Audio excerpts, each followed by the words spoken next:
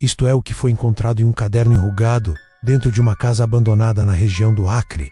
Um relato detalhado de alguém que desapareceu em 1987 e nunca mais foi visto. Fernando Mendes era seringalista respeitado. Trabalhava na floresta amazônica há mais de 30 anos. Era conhecido como alguém que conhecia cada trilha, cada árvore, cada segredo daquela mata. Em março de 1987, Fernando entrou na floresta para uma coleta de rotina.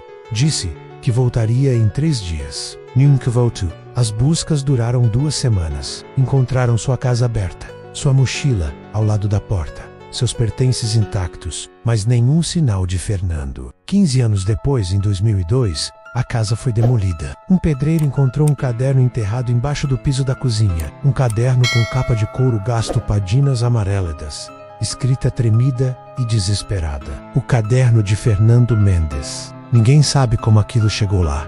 Ninguém sabe como Fernando conseguiu escrever aquilo e depois sumir completamente. Mas o caderno existe. E o que está escrito nele muda tudo o que sabemos sobre o que habita as profundezas da floresta amazônica. Dia 1, 27 de março. Saí da base às 4 da tarde, procurando a seringueira grande que vi ontem. Fica a 2 quilômetros de distância, trajeto que já fiz centenas de vezes. O dia está claro. Voltarei antes de escurecer. Dia 1, noite. Algo está errado. Não encontrei a seringueira onde esperava. A trilha mudou, ou eu estava em lugar errado. Tudo parece diferente. As árvores todas iguais, como se a floresta tivesse se reorganizado. Fiquei em uma pequena elevação esperando amanhecer, sem fazer fogo, sem fazer barulho. Dia 2, amanheceu nublado, muito nublado. Não consigo orientação pelo sol. Procuro pela bússola, mas a bússola não funciona certo. Está oscilando sem parar, como se algo magnético interferisse. Comecei a andar em qualquer direção. Não encontrei base, não encontrei nada conhecido, apenas mata. Mata sem fim. Por volta das 7 da noite, escutei o som. Um rosnado distante. Um som que não era de jaguar, não era de onça, não era de nenhum predador que conheço. Era profundo em Greiragrab. Era como se a própria terra estivesse doente e aquele som fosse a doença saindo dela. Fiquei em silêncio total. Não acendi fogo. Não fiz nenhum movimento. O rosnado continuou, mas algo aconteceu. O som estava se movendo. Ou era mais de um. Mas não. Tinha certeza que era apenas um. Apenas uma criatura. E ela estava rodeando meu local. Dia 3. Acordei com um cheiro. Desculpa. Não consigo descrever isto de forma que faça justiça. Era o cheiro de uma sepultura aberta. Era o cheiro de centenas de corpos apodrecendo juntos. Era o cheiro de morte antiga, de morte que tinha estado ali por tanto tempo que se transformou em algo pior. Meu estômago virou, quase vomitei, mas sabia que fazer barulho seria fatal. E então a vi, não completamente, apenas entre as árvores. Uma silhueta, uma forma grande demais para ser humano, demais para ser animal conhecido. Ela estava de frente para onde eu estava, mas distante, uns 50 metros. E mesmo naquela distância, mesmo com a penumbra da floresta, eu conseguia ver detalhes que minha mente está se recusando a aceitar. A criatura tinha aproximadamente 2,5 metros de altura. Seus pelos eram vermelhos. Não vermelho como ferrugem, vermelho como sangue seco. Vermelhos como se estivessem constantemente molhados com algo. Os pelos pareciam falar, pareciam estar vivos, se movimentavam independentemente do corpo, como se fossem tentáculos. Mas o pior era o seu rosto. Havia um olho, apenas um olho amarelo que era maior que minha cabeça. Um olho que estava me observando com inteligência, com fome, com vontade de caça. E embaixo daquele olho, no lugar onde o estômago deveria estar, havia uma abertura, uma boca.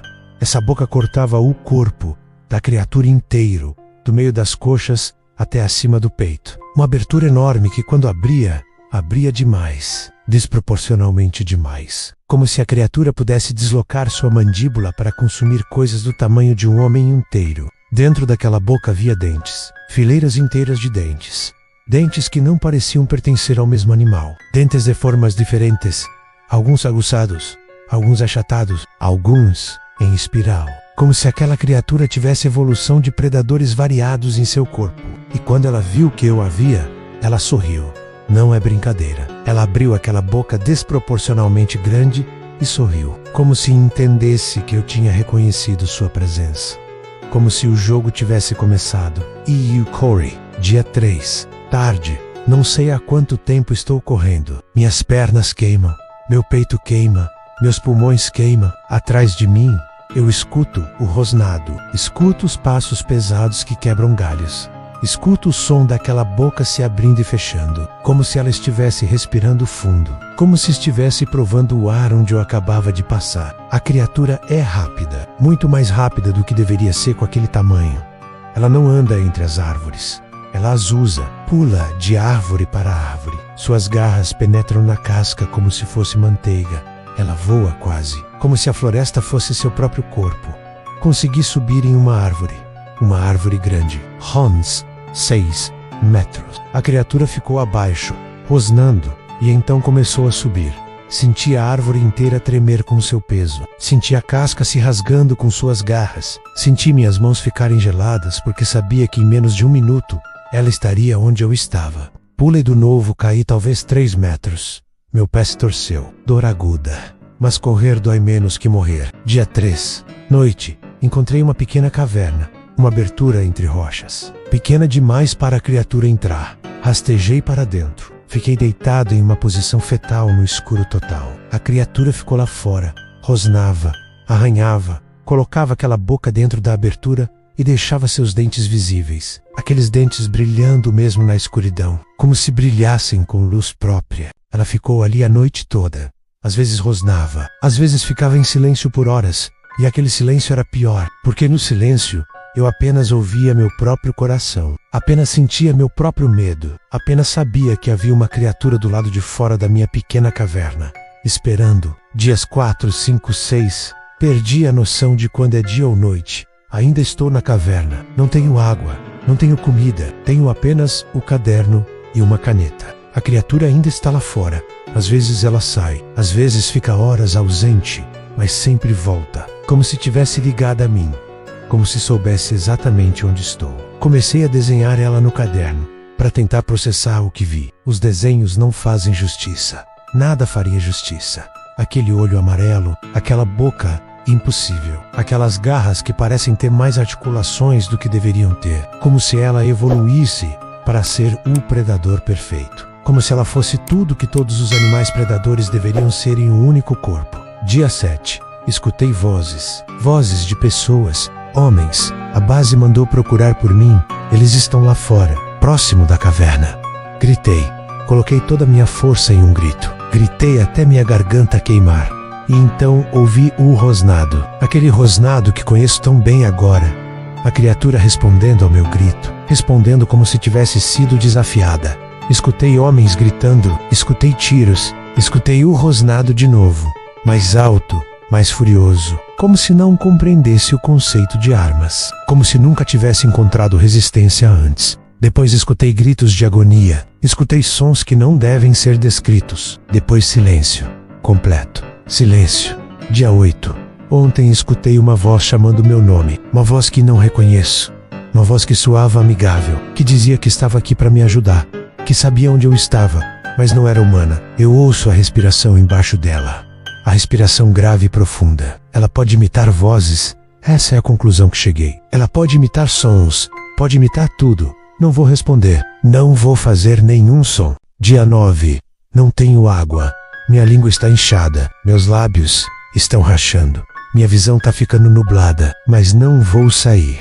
Última anotação. Não sei qual dia. Não importa mais. A criatura ainda está lá fora. Às vezes ela fica em silêncio, às vezes ela rosnava, às vezes ela bate sua cabeça contra a rocha da caverna. Não para de bater, como se quisesse quebrar a rocha, como se tivesse paciência infinita. Paciência infinita é pior que violência, porque violência termina rápido. Paciência infinita significa que ela vai ficar lá, esperando, para sempre se necessário. Se alguém encontrar isto, saiba que o Mapinguari é real. Saiba que ele não é nenhuma lenda indígena exagerada. Saiba que ele é perfeição de predador. Saiba que ele é fome e morte em forma animal. E saiba que se você entrar na floresta e aquela coisa sentir sua presença, ela vai vir e você não vai conseguir escapar, porque você está em seu território Voca e Comeda. Você é caça. A floresta não é nossa.